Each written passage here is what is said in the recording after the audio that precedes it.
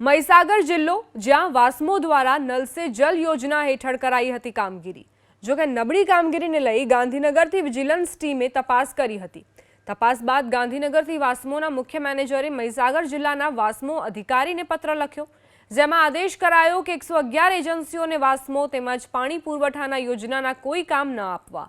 એટલું જ નહીં, કામગીરીના બાકી ચૂકવણા પણ ઉપલી કચેરીને જાણ કર્યા વિના ન કરવા।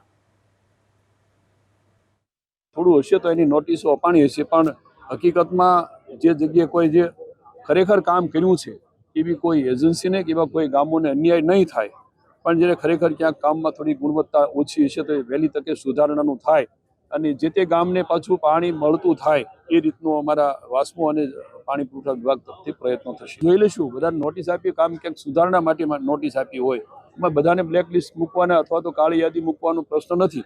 જોઈ લઈએ કોઈ કામ ન જ કર્યું હોય અથવા તો ખૂબ વીક થયું હોય એને સુધારણા કરવા માટેનો પણ તક અને મોકો આપશે।